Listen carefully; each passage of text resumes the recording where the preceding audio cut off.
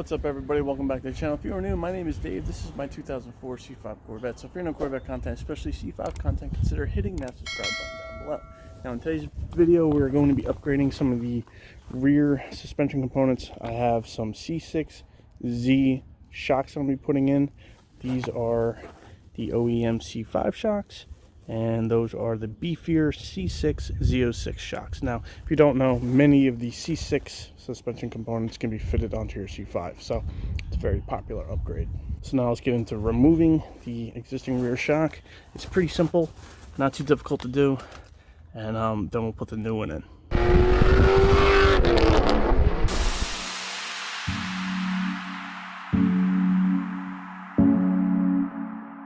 So a few tools you're going to need is a 24mm wrench to get the nut and bolt that's at the bottom of the shock right in here. If you don't have two 24mm sockets like I do, you're going to have to hold the other end of it with a wrench of some type.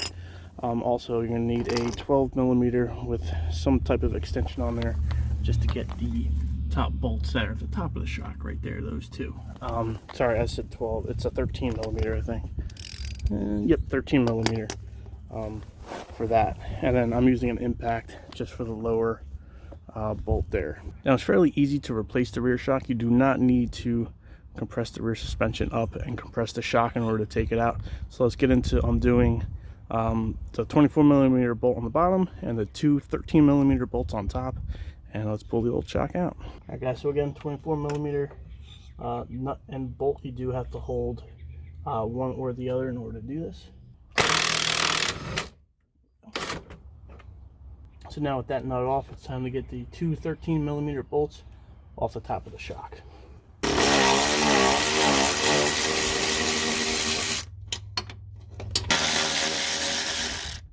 Alright, so now with the top undone, the bottom part here, you actually do not need, again, you don't need to compress the shock to get this out.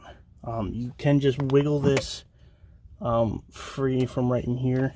See if I can do this with one hand. If you just start it like that, it just literally just pops out. That's simple. And then the whole shock just drops right out, just like so. And that's how you remove the OEM C5 shock. And now we're going to go ahead and put in the C6 Z shock.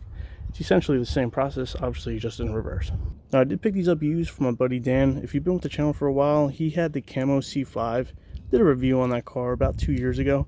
At the time he did have the C6 Z shocks in there, but now he's on air, so he gave these to me. So I got these for free.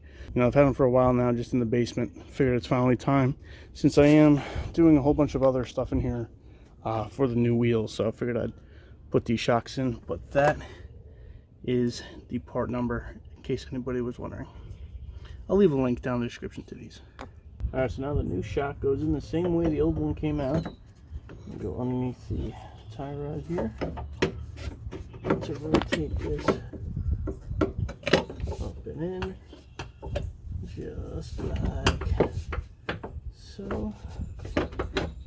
Okay.